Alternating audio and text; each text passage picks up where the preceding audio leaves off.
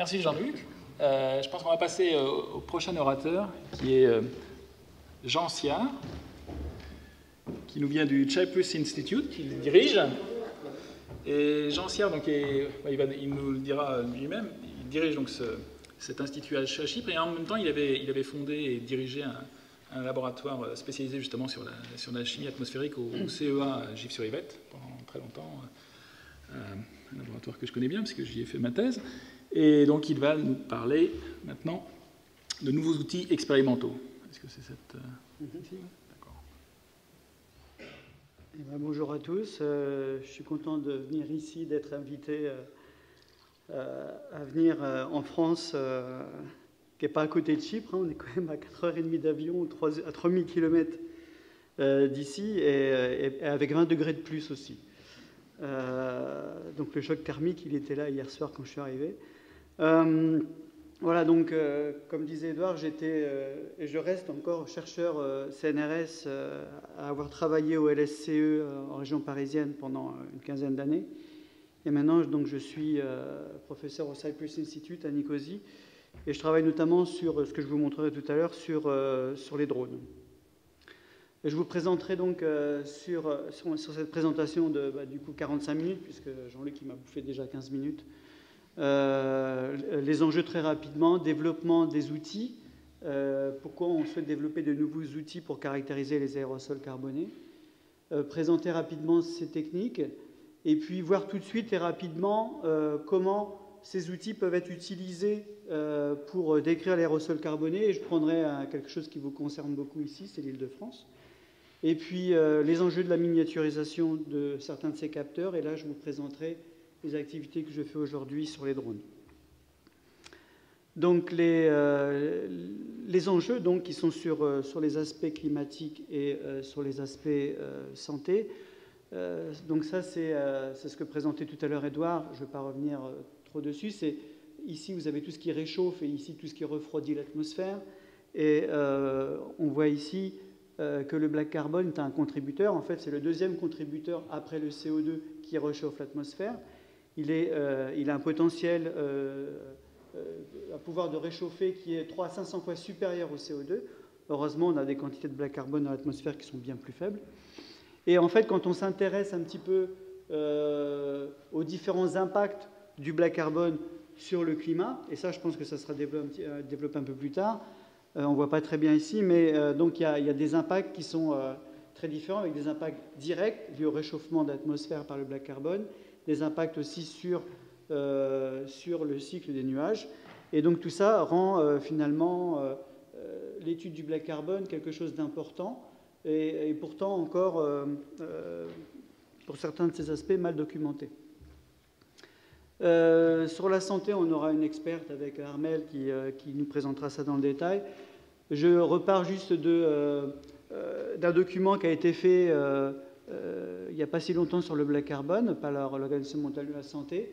Avec, ici, j'ai repris deux extraits dans l'Executive Summary, qui dit qu'en fait que les impacts, les effets court terme montrent qu'ils sont associés, qui sont plus robustes quand ils sont associés au black carbone que quand ils sont associés au PM2,5, au PM10, ce qui veut dire que donc, le black carbone est un indicateur plus robuste, notamment de certaines sources de combustion, dont le trafic.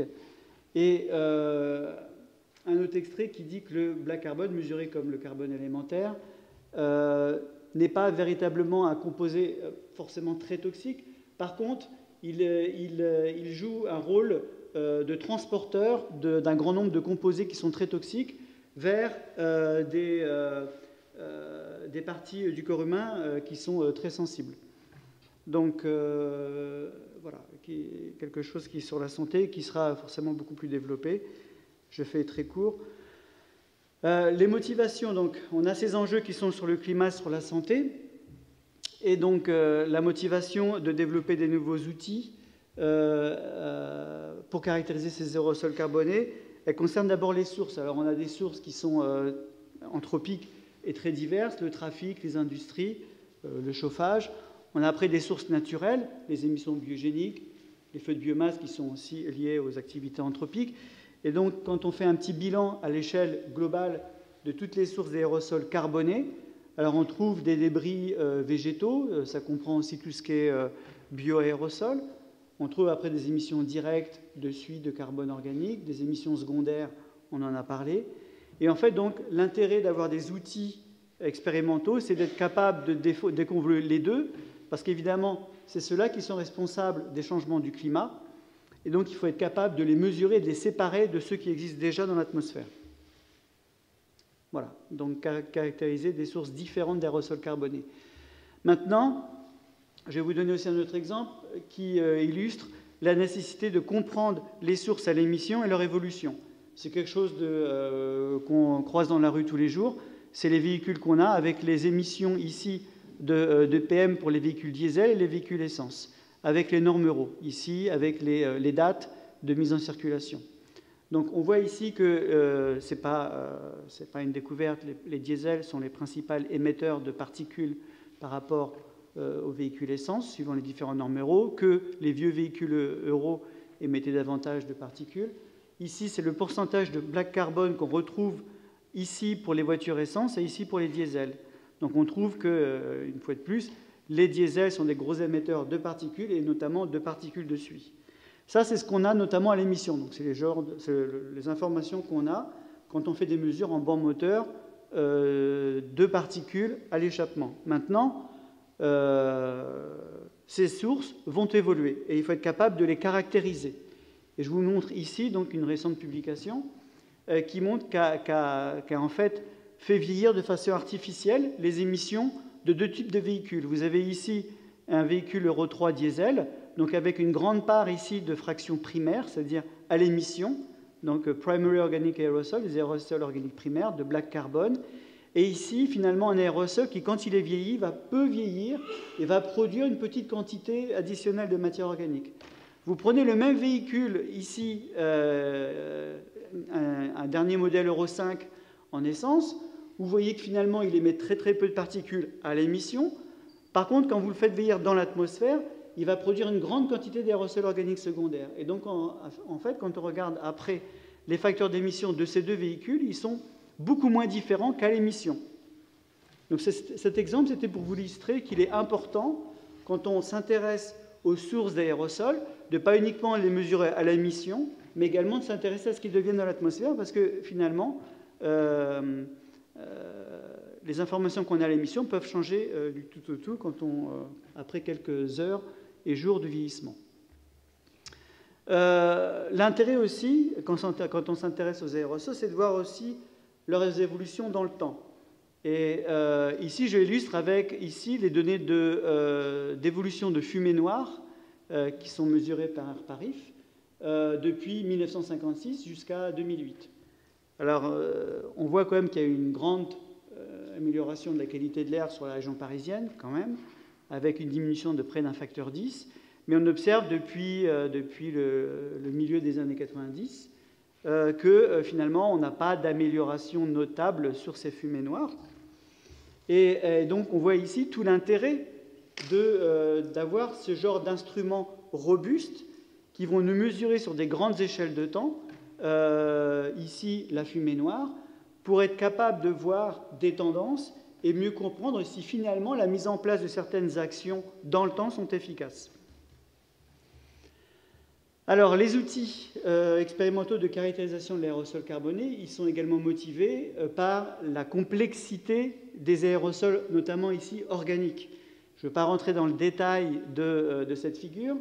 On voit une multitude de sources qui sont naturelles, qui sont anthropiques, et puis ces sources vont partir dans l'atmosphère, elles vont être en interaction, la phase gazeuse va être en interaction avec la phase particulaire. Donc on va avoir des phénomènes de nucléation, on va avoir des phénomènes d'équilibre thermodynamique, on va avoir des phénomènes hétérogènes avec le passage des aérosols dans les nuages. Donc tout ça, finalement, va rendre quelque chose d'assez complexe. Il va falloir documenter ces aérosols et cet équilibre gaz-aérosol sans faire d'artefacts et de prendre en compte la complexité chimique de ces particules. J'illustre ici notamment avec tous ces équilibres entre la phase gazeuse et la phase aérosol, avec des échanges incessants. On l'a vu tout à l'heure avec Jean-Luc, de quantité d'eau, de matière inorganique, etc. Donc il faut être capable d'avoir tous ces instruments, aujourd'hui, toutes ces techniques qui vont être capables de nous mesurer toute cette complexité atmosphérique des aérosols, encore pour bien comprendre leurs impacts sur le climat, sur la santé.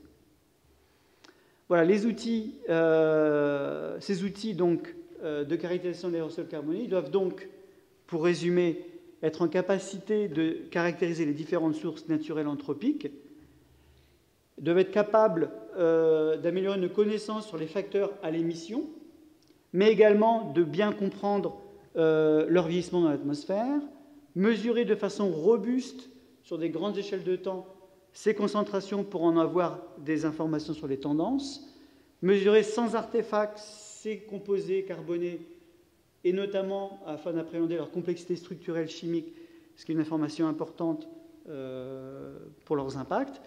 Ces outils doivent également donner des informations en temps réel.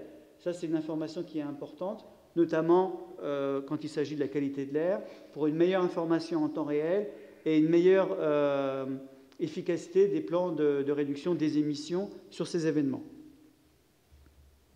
Voilà, donc je vais vous présenter, maintenant que je vous ai présenté un petit peu toutes les motivations qui nous poussent à développer ces nouveaux outils, faire un petit peu un petit bilan rapide des techniques, des nouvelles techniques qui apparaissent aujourd'hui pour caractériser cet aérosol carboné. Et puis, j'insisterai notamment sur deux types d'instrumentation, de spectrométrie de masse et de mesure d'absorption. Donc, une slide qu'avait déjà présenté Jean-Luc, et qui résume bien un petit peu toute la complexité des aérosols carbonés, qui montre donc tout ce continuum finalement de la matière carbonée et de ses propriétés à la fois optiques et thermiques. Donc en fait, quand on va vouloir décrire l'aérosol carboné, on a plein de manières de le décrire. On va pouvoir le décrire en fonction de ses propriétés thermiques, de ses propriétés optiques, etc. Donc en fait, les instruments qui seront ici disponibles pour décrire l'aérosol carboné, ils seront sensibles à plus ou moins l'une de ces deux techniques ou un compromis des deux. Les techniques classiques de mesure des aérosols, c'est généralement la filtration. Donc ça, c'est tout un tas d'instruments. Ce sont des collecteurs qui sont utilisés notamment dans les réseaux de surveillance de la qualité de l'air, qui sont déployés pour filtrer l'air. Ces aérosols sont filtrés sont récupérés sur des filtres, généralement sur des grands débits. Et puis, on a aussi d'autres types de collecteurs. Alors, quand on s'intéresse aux bioaérosols, par exemple, on souhaite mettre les aérosols qui sont dans l'air dans la phase liquide parce qu'on veut préserver la viabilité des bioaérosols atmosphériques. Donc, on a différents types d'instrumentation qui nous collectent les aérosols et qui les mettent pas sur un filtre, mais directement en phase liquide. Après, il est également intéressant de s'intéresser, de regarder un petit peu la granulométrie des particules. On a tout un tas d'instruments ici, d'impacteurs en cascade, qui sont des collections sur filtre, mais qui nous permet, avec différentes tailles de coupure, de récupérer les aérosols en différentes tailles et donc d'être capable de donner leur granulométrie. Typiquement, les aérosols de combustion sont les plus petits aérosols. Les bioaérosols sont des gros aérosols, ils vont s'impacter sur les premiers étages. Donc voilà, ça, ce sont les techniques classiques de mesure de l'aérosol carboné. Un instrument qu'on utilise souvent pour décrire l'ensemble de la matière carbonée, on en a déjà vu des images précédemment, c'est un instrument de mesure thermo-optique, donc qui est en capacité de faire cette distinction entre carbone élémentaire et carbone organique, donc il mesure ces deux fractions. Donc cet instrument, il est intéressant parce qu'il justement, il fait la part à la fois thermique et optique des aérosols. Il suit ici, il suit un programme de température. Il va faire subir à l'échantillon, au filtre qu'on a collecté, un programme de température donc, qui va vaporiser différentes quantités de carbone et suivre la couleur du filtre. Et donc on analyse ici le carbone, ici c'est le carbone organique qu'on analyse par un détecteur. Et finalement, on va être capable de déterminer la fraction ECEC en suivant la couleur du filtre. Et en fait, le principe de base de ce genre de technique, il est assez simple. Tout ce qui rend le filtre plus clair est considéré comme le carbone élémentaire. C'est-à-dire qu'ici, à partir de la couleur du filtre ici, qui était la couleur du filtre initial, ici la couleur va s'éclaircir. Et donc tout ce qui va éclaircir le filtre va être considéré comme le black carbone. Et donc tout le carbone qui est ici va être considéré comme du carbone élémentaire par l'instrument. Voilà, donc aujourd'hui, ce genre d'instrument est devenu en quelque sorte une référence pour être capable de distinguer cette fraction organique et élémentaire. Alors les deux techniques sur lesquelles je vais focaliser ma présentation sont les techniques ici de spectrométrie de masse avec des instruments qui sont des mesures d'aérosols en temps réel. Alors c'est des instruments qui permettent donc la mesure directement in situ, c'est-à-dire l'aérosol est collecté, il est injecté ici dans une chambre sous vide et analysé avec une spectrométrie de masse. Et l'avantage de ce genre d'instrumentation, c'est que ça nous permet d'avoir une grande palette de composés qui sont quasiment, dans la fraction submicronique, les éléments majeurs de l'aérosol, sur des pas de temps très courts. Cet instrument, il peut faire une mesure quasiment à la minute d'un grand nombre de composés d'organiques, de matière organique, de nitrate, de soufre, d'ammonium, de chlore. Et donc voir ainsi, et en temps réel, la composition chimique des aérosols, et c'est quelque chose qui est assez récent, hein, puisque ça fait seulement une dizaine d'années que ce genre de technique existe. Alors je vais m'intéresser un petit peu plus à cet instrument, puisque cet instrument en fait a été développé il y a une dizaine d'années, mais d'abord, vous voyez, il est un petit peu gros, il fait 300 kg, il est un petit peu cher, il fait pratiquement 1,5 million d'euros. Maintenant, on a des instruments qui sont beaucoup plus petits, robustes, et en capacité de mesurer sur des grandes périodes de temps, et c'est ça qui est véritablement intéressant pour suivre notamment les tendances de l'aérosol carboné. Alors ce genre d'instrument, il fait une mesure de masse, c'est-à-dire il prend l'aérosol, il coupe en petits morceaux, qui est pour chacune des masses ici, un spectre de masse pour un aérosol atmosphérique.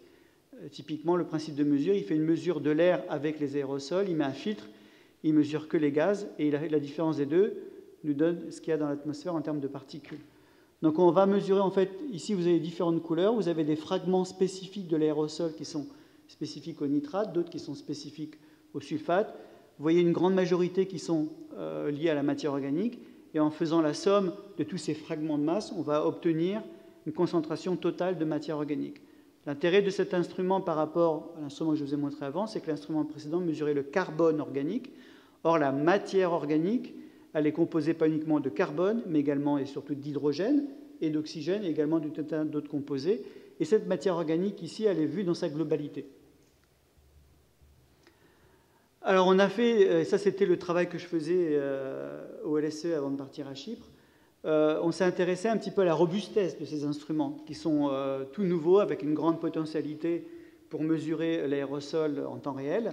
Donc on a organisé pour la première fois un grand exercice d'intercomparaison. Typiquement, c'est quoi? On met 10-15 instruments au même endroit, ici de plein d'instruments, de plein de laboratoires, et on regarde un petit peu les performances de l'instrument. Est-ce qu'il est capable de remplir notre cahier des charges? Est-ce qu'il est capable, après, d'être transféré à l'opérationnel dans le réseau de surveillance de la qualité de l'air pour améliorer nos compréhensions des aérosols, notamment en zone urbaine. Ça, ce sont les résultats de l'ensemble des 13 instruments ou 15 instruments qui ont tourné sur cette période-là. Vous voyez des accords qui sont très très bons. Et donc, l'ensemble de ces résultats nous donne un degré de confiance supplémentaire sur la capacité à ce genre d'instrument à être transféré aujourd'hui vers l'opérationnel. Et puis également un succès qui va croissant avec un nombre important de ces instruments qui sont aujourd'hui en Europe, dans la communauté scientifique, qui aujourd'hui même, avec je crois le nombre majoritaire de ces instruments aujourd'hui, en France, il est dans les réseaux de surveillance de la qualité de l'air. Alors, le deuxième type d'instrumentation qui est intéressant, le premier, celui que je vous présentais avant, le spectrométrie de masse, mesurer la matière organique, mais pas le black carbone. Or, la matière carbonée, c'est les deux. Une des techniques de mesure en temps réel de la matière du carbone élémentaire, du black carbone, c'est de mesurer ses propriétés d'absorption, c'est-à-dire la noirceur d'un filtre quand on collecte l'aérosol sur le filtre. Il existe aujourd'hui un grand nombre d'instruments qui mesurent avec une très très bonne précision ce black carbone dans l'atmosphère. Et là encore, on s'est posé la question de la robustesse de ces instruments. Est-ce qu'ils sont aujourd'hui à un degré de maturité qui leur permet d'être mis dans les réseaux de surveillance de la qualité de l'air pour suivre les tendances, pour améliorer une compréhension du black carbone dans nos zones urbaines. Et donc on a fait le même exercice, là on a ramené ici un grand nombre d'instruments, c'était des réseaux de la qualité de l'air, et puis on a obtenu encore des résultats qui sont très prometteurs, avec des résultats qui sont très robustes. Donc, en conclusion de l'ensemble de ces techniques, on a aujourd'hui des nouveaux outils qui sont très récents, puisque tout ce que je vous présente là, il y a 10 ans, ça n'existait pas, qui sont très récents, qui sont très performants, qui va nous permettre d'apporter des informations nouvelles sur l'aérosol carboné. C'est ce que je vous présenterai tout à l'heure. Je présente aussi très rapidement deux techniques, parce que l'aérosol carboné, ce n'est pas uniquement le black carbone ou la matière organique, c'est également des bioaérosols. Comme vous pouvez l'imaginer, les bioaérosols, ça a un impact aussi sur la santé. Ça a également un impact sur le climat, puisqu'on retrouve notamment des bactéries dans les nuages. Et donc, il y a tout un intérêt à mesurer également ces bioaérosols et en temps réel. Et il existe aujourd'hui un grand nombre d'instruments qui sont basés sur des propriétés, pas d'absorption, mais des propriétés de fluorescence des bioaérosols et qui sont aujourd'hui disponibles pour mesurer ces bioaérosols en temps réel. Voilà, donc je vais vous présenter maintenant tout ce qu'on peut voir grâce à ces nouveaux instruments, et j'ai focalisé ces résultats sur la région Île-de-France. Alors ça, c'est le laboratoire dans lequel je travaille, qui est en région parisienne, qui est sur le plateau de Saclay. On ne voit pas, la Tour Eiffel est à peu près à 20 km ici du CEA. Et donc, on a développé un laboratoire de mesure in situ avec un grand nombre de ces instruments de mesure en temps réel. Alors, la motivation de mettre un super site atmosphérique comme ça, qui n'existait pas avant en région parisienne, c'est que vous savez très bien que l'Île-de-France est la plus grande région de France en termes de population, 20% de la population française, 11 millions d'habitants. C'est aussi important que des pays comme les Pays-Bas, comme la Grèce. Et donc, il était important d'avoir une station de mesure de fond atmosphérique sur une région où il y a autant de personnes. Également, des personnes qui sont très exposées à la pollution, puisque 3 millions de Franciliens aujourd'hui sont exposés à des niveaux de pollution aux particules qui dépassent les valeurs limites de l'Union européenne. Et puis également des enjeux économiques liés à la pollution, coût santé, attractivité économique, etc. Donc, sur la base de ces motivations, cette station a été développée. Donc, j'ai développé cette station il y a quelques années, qui a la capacité de mesurer approximativement 90% de la pollution de la région parisienne. Ce n'est pas parce qu'on se situe à 20 km de Paris qu'on est dans une zone où il y a des champs qu'on est préservé de la pollution parisienne. C'est faux. 90% de ce qu'on respire ici à 20 km de Paris, et on le retrouve en région parisienne. Donc la pollution aux particules fines, elle est assez homogène quand on s'intéresse à la masse PM2,5. Et donc l'objectif qu'on avait de ces mesures temps réel, c'était de pouvoir donner des informations, notamment ici à AirParif, et AirParif qui a sa mission de communiquer au grand public sur les événements de pollution.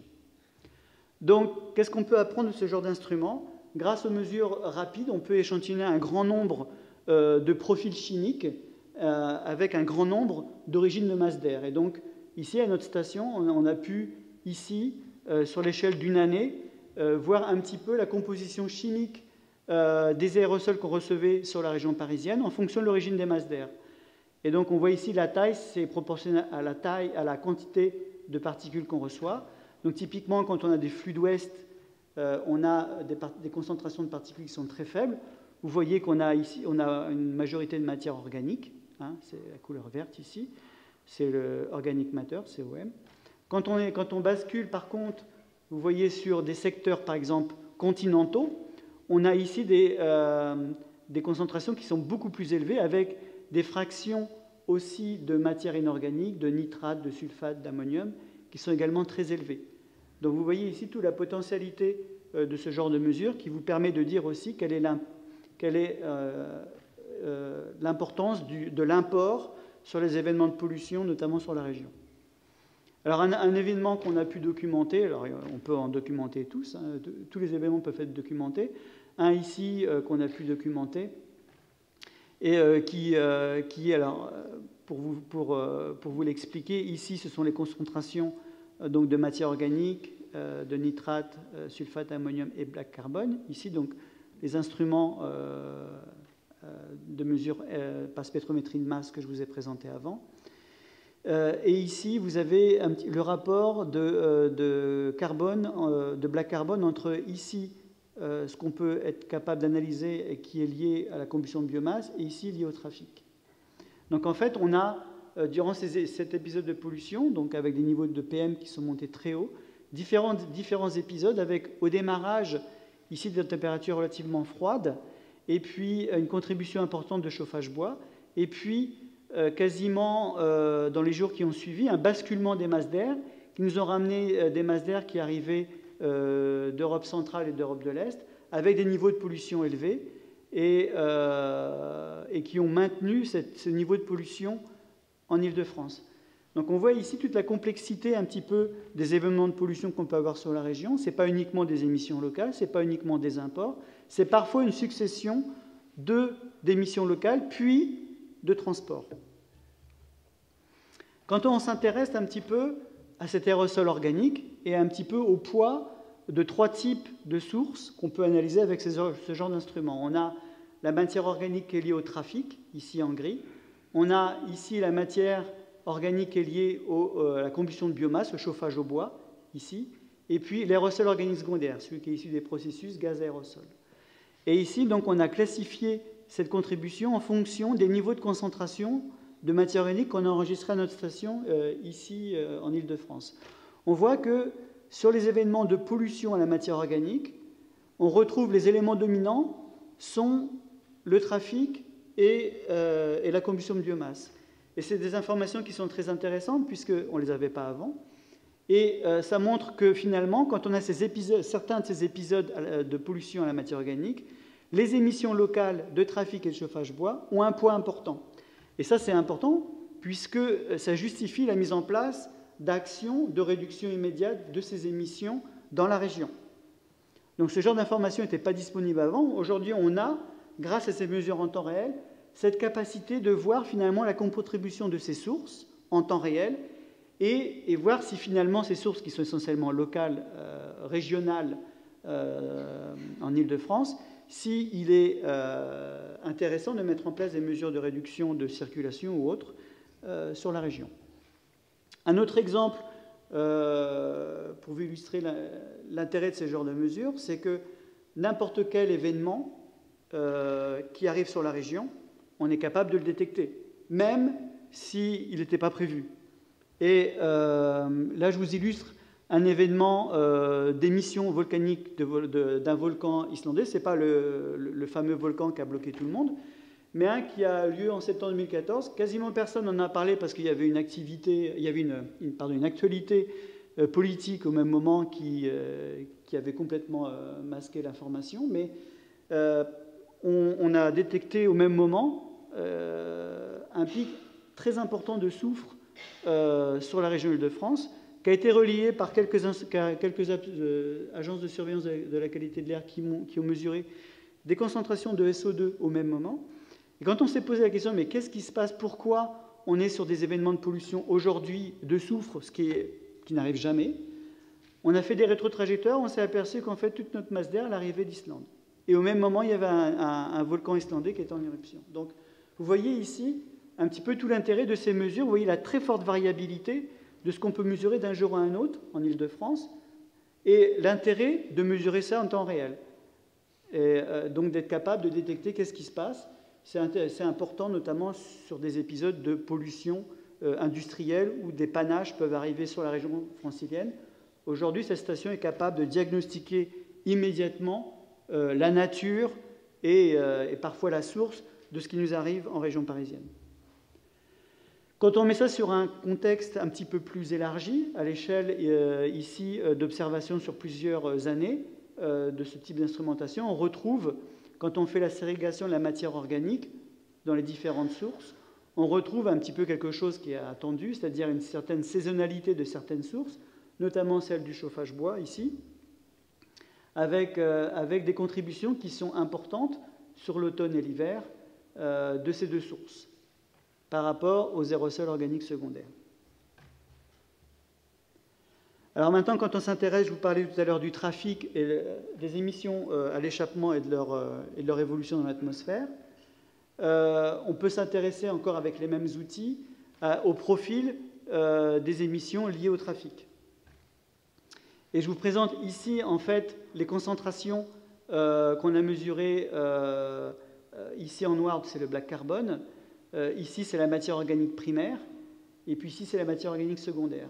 Et ici, donc, sur une période de plusieurs jours, avec des concentrations qui sont très élevées, qui correspondent, en fait, au pic de saturation quand on a les bouchons du matin, avec toutes les voies qui sont complètement bloquées et des niveaux de concentration qui sont très très élevés. Ça fait un peu peur d'ailleurs de voir que quand on est bloqué dans ces tunnels-là, on voit la concentration de ce qu'on respire.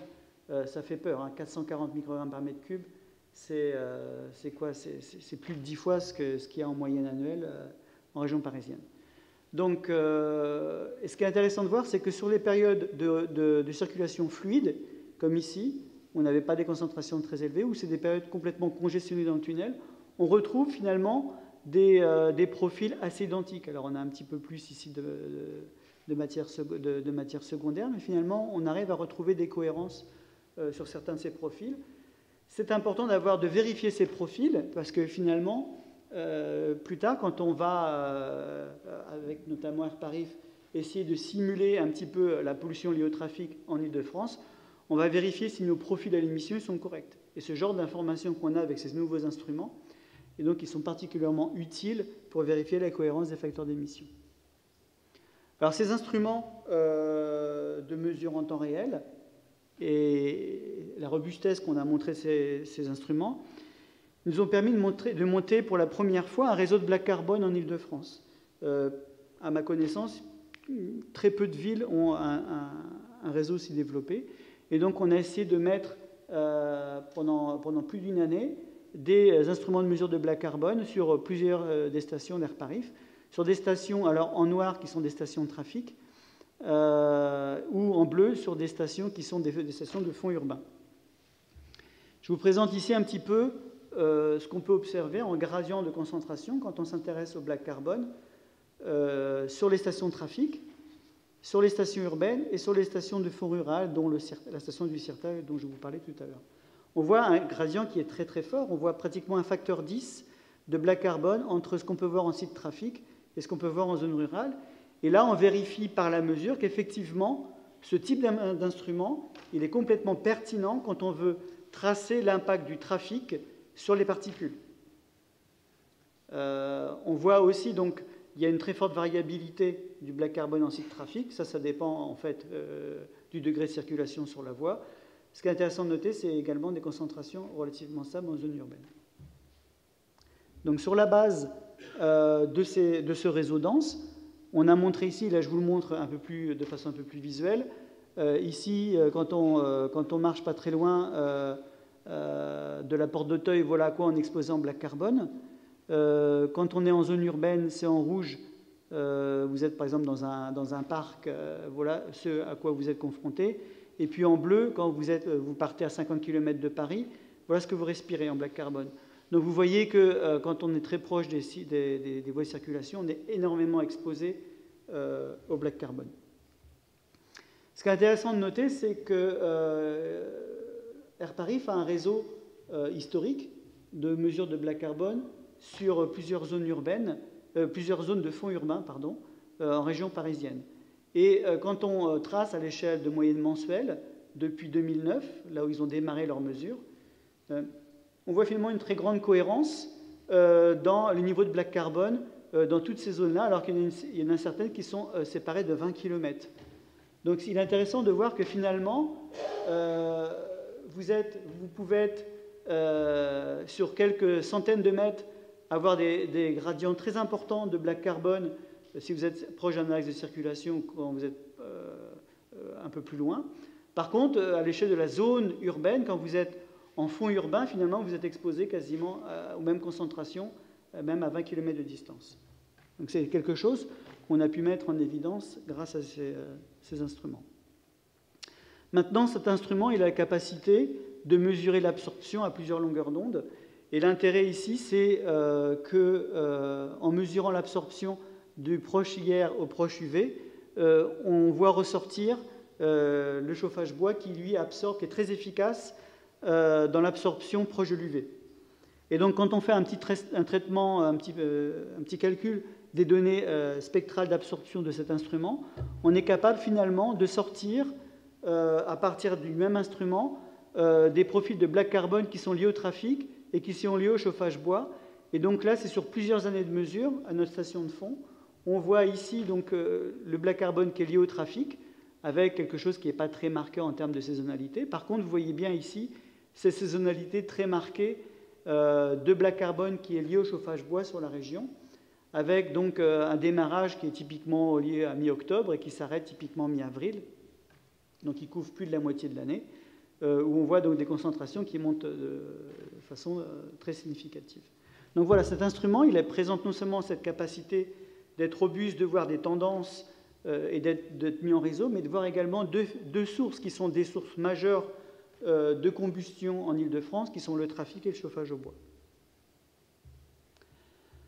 Alors maintenant, si on s'intéresse un petit peu aux contributions de la ville par rapport au fond atmosphérique, il existe différentes méthodes. Ici, je vous présente une méthode qui s'appelle la méthode de Lenshaw. Et l'hypothèse de cette méthode est de dire que finalement, l'atmosphère qu'on respire, il est la surimposition de différentes pollutions. Une pollution qui est là, une pollution de fond régional, qui est une pollution homogène à l'échelle de l'Île-de-France.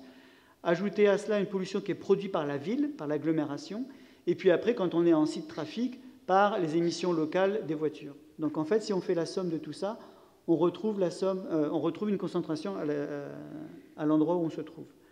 Donc ce genre d'approche nous permet un petit peu, à partir des réseaux de mesure black carbone qu'on a mis en place, et cette capacité de distinguer les deux sources, trafic et chauffage bois, de voir un petit peu la contribution de la ville de Paris sur ces deux sources.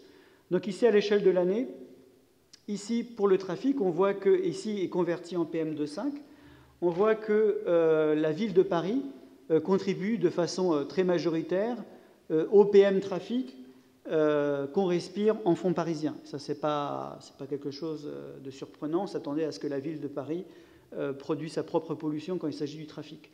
Par contre, ce qui est plus surprenant, c'est que finalement, quand on regarde ici la contribution du chauffage bois, on voit que le camembert est complètement inversé. C'est-à-dire qu'on a un niveau de fond régional qui est très élevé.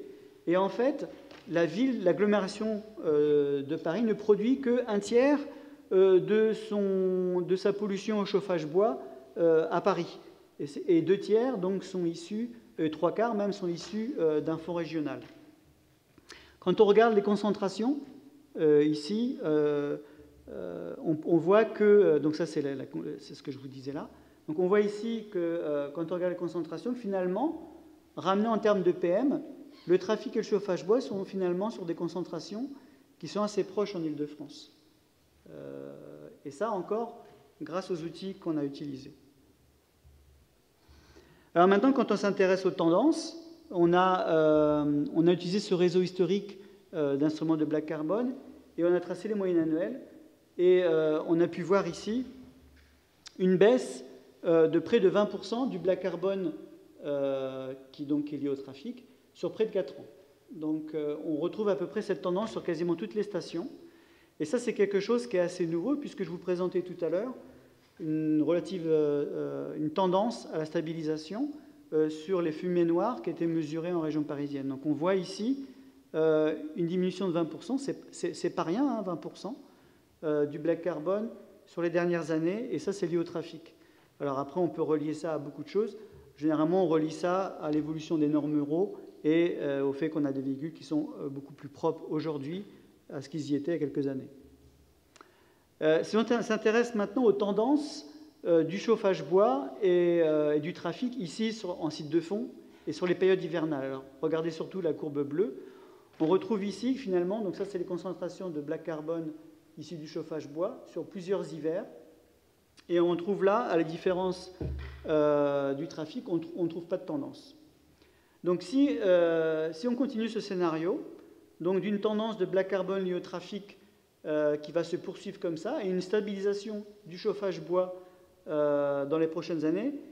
D'ici l'horizon 2020, la pollution liée au chauffage bois sera supérieure à la pollution liée au trafic en fond urbain à Paris.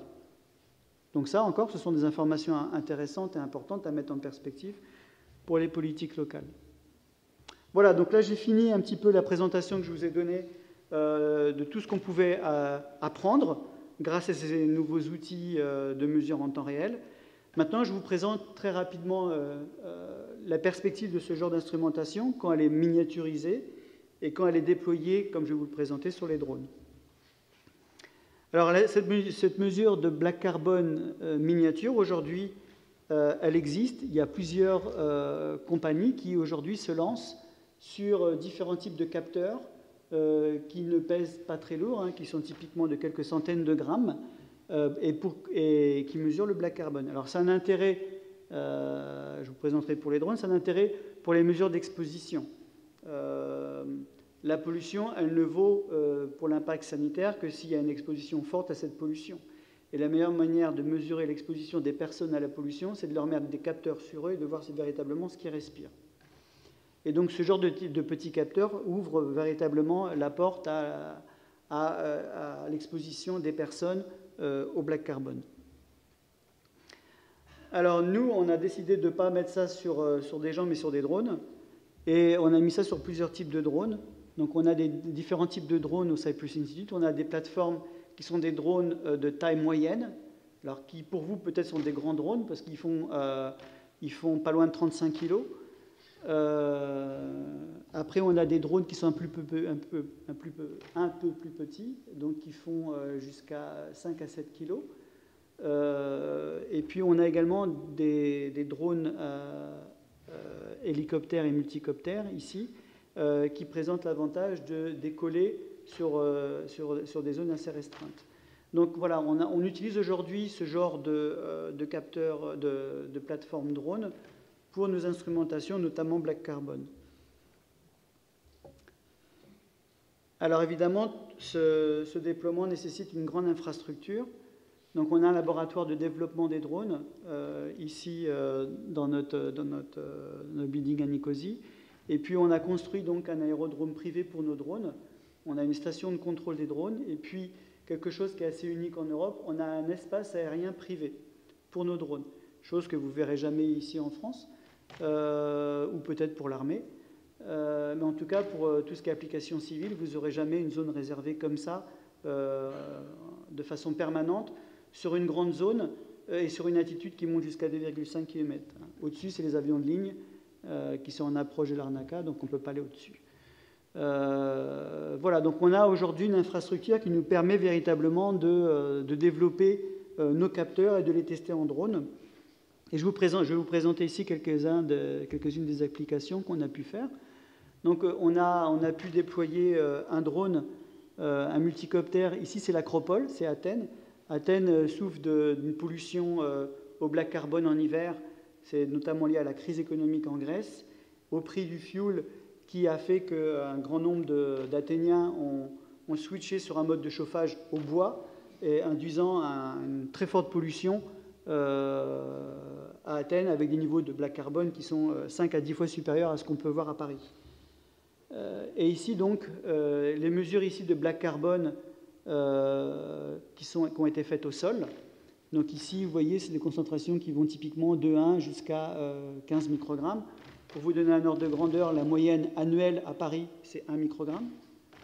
Donc là, sur plusieurs jours, et ici, ce sont les profils verticaux qu'on a pu faire de black carbone jusqu'à 1 km d'altitude avec ce multicoptère. Alors évidemment, voler avec un drone à 1 km au-dessus de Paris, vous ne le verrez jamais, de façon officielle en tout cas. Mais voilà tout ce qu'on peut avoir et tout ce qu'on peut voir. Et ce qui est intéressant de noter ici, c'est, vous voyez ici, un décrochement des concentrations de black carbone, et c'est la hauteur de couche limite. Vous voyez, c'est cette couche qui finalement fait office de chapeau au-dessus des villes et qui retient toute la pollution proche du sol. On voit en fait qu'elle se développe dans la journée, puisque sous l'effet de la chaleur et de convection, cette couche augmente dans la journée. Et on voit très bien ici qu'elle bloque les polluants très tôt le matin. Et puis au fur et à mesure de la journée, puisque ce sont des vols qui ont lieu tous les 2 heures, on voit la distribution de black carbone qui monte, et au même moment, en même temps que la hauteur de couche limite. Donc c'est quelque chose qui était assez novateur, puisque à ma connaissance, personne n'avait pu faire de profil comme ça de black carbone dans une zone urbaine jusqu'à cette hauteur, et voir notamment cet effet de chapeau de couche limite sur la pollution, et de montrer également cette capacité qu'on a à faire finalement des profils, un grand nombre de profils sur un pas de temps très court. Donc chose qui n'est pas possible ni avec un ballon ni avec un avion. Voilà, et pour vous illustrer un petit peu cette campagne qu'on a fait à Athènes, ça c'est une petite caméra qu'on a mis à bord du drone, ça c'est l'échantillonneur, ça c'est l'inlet de capture de... L'air est prélevé ici on a un capteur de température et d'humidité. Et puis donc on a fait des vols à différentes heures, et notamment très tôt le matin, quand la couche limite n'est pas encore développée et que toute la pollution se trouve au niveau du sol. Donc là on a une vidéo depuis le drone, à quelques centaines de mètres au-dessus d'Athènes, et on voit donc sur cette période-là, on fait une mesure à 360 degrés de la vidéo. Mais voilà, donc c'est sur ce type de profil qu'on mesure le black carbone. Ce sont des profils qui durent 15 minutes, donc c'est quelque chose qui ne dure pas beaucoup de temps et qui nous apporte beaucoup d'informations. Voilà, on a fait un autre exemple pour vous montrer la potentialité d'utilisation des drones. C'est leur capacité à faire un grand nombre de vols sur un nombre de jours restreint. Je vous l'ai montré là. On a fait une campagne au mois d'avril à Chypre où on a fait voler différents types de drones. On a fait un total de 57 vols et profils verticaux jusqu'à 2,5 km sur 4 semaines. C'est quelque chose de très important parce que pour faire autant de vols, si vous deviez avoir un avion de recherche, ça se compterait en centaines de milliers d'euros pour avoir autant de vols de mesures de black carbone avec un avion de recherche. Donc là, on est sur une solution où on est capable de faire des mesures de drones à un coût réduit et avec un grand nombre d'occurrences. L'utilité des mesures drones, c'est dans la verticale, c'est notamment de pouvoir calibrer les mesures LIDAR. Les mesures LIDAR, ça c'est typiquement une mesure LIDAR, c'est une mesure de propriété optique des aérosols. Et on voit ici la couche limite. C'est sur une journée, donc c'est même pas sur une journée, c'est sur une période de 6 heures au mois de mai. Donc ça c'est un LIDAR, donc c'est un faisceau lumineux qui tire dans la verticale. Ici, qui monte jusqu'à 3000 mètres d'altitude. Et donc ça, c'est des échantillons qu'on a prélevés d'atmosphère, d'aérosols sur certains vols. On a fait aussi des vols de drones pour voir un petit peu la distribution de black carbone et ce qu'on trouve. Donc ça, c'est la hauteur de couche limite. On voit ici que tous les aérosols détectés par le LIDAR sont dans la couche limite, donc ce chapeau dont je vous parlais. Et quand on fait une mesure de black carbone ici, on voit que cet aérosol, ce black carbone, il est très très bien mélangé dans cette couche limite. Là, on est loin des sources, on n'est pas au-dessus d'une ville, on est dans une zone rurale. Mais on voit très bien aussi, on retrouve ici, par la mesure in situ d'un drone et de black carbone, effectivement qu'il y a des concentrations très faibles quand on passe au-dessus de la couche limite. Et ce type de mesure est très important pour les LIDAR. Ça permet de calibrer ces instruments de LIDAR qui sont très importants quand on fait après du calcul de forçage radiatif des aérosols. Voilà, ma dernière slide avant d'aller sur la conclusion. Ce genre d'activité, aujourd'hui, on le fait au niveau routine. Donc, on a une station de mesure au sol, avec tous les instruments que je vous ai présentés auparavant. On a une station d'altitude, et puis on a cette capacité, avec différents types de drones et différents types de capteurs, d'aller documenter les aérosols dans la couche limite et au-dessus, et de voir leurs interactions avec les nuages. Donc, c'est quelque chose qu'aujourd'hui, on fait à Chypre, et qui vous illustre un petit peu toute la potentialité qu'on peut avoir aujourd'hui dans la mesure drone. Ici, c'est pour faire du climat. On peut après utiliser la mesure drone pour documenter un panache spécifique, voir la dispersion d'un panache en 3 dimensions et voir sa composition. Voilà. En conclusion, donc, je vous ai présenté ici donc des nouveaux outils performants, robustes, qui sont capables de mesurer en temps réel sur des pas de temps courts, avec la capacité de documenter les sources à l'émission, leur transformation atmosphérique, leurs propriétés optiques, physiques, chimiques, d'observer et interpréter leur distribution spatiale, leur variabilité temporelle. Et grâce à ces performances, nous avons pu, sur la région Île-de-France, montrer l'importance du transport à longue distance, ce phénomène d'import continental. On a pu voir l'importance des sources locales de trafic et de chauffage bois sur certains événements de pollution aux particules fines, l'intérêt de la mesure de black carbone comme indicateur des émissions liées au trafic et sa forte hétérogénéité au niveau spatial, d'un site trafic à un site de fond rural. On a pu montrer aussi, grâce à ces instruments, l'importance du fonds régional sur la source chauffage bois et la contribution du trafic à Paris. On a pu aussi montrer une tendance à la baisse du black carbone sur la région francilienne, mais pas de tendance sur la source chauffage bois.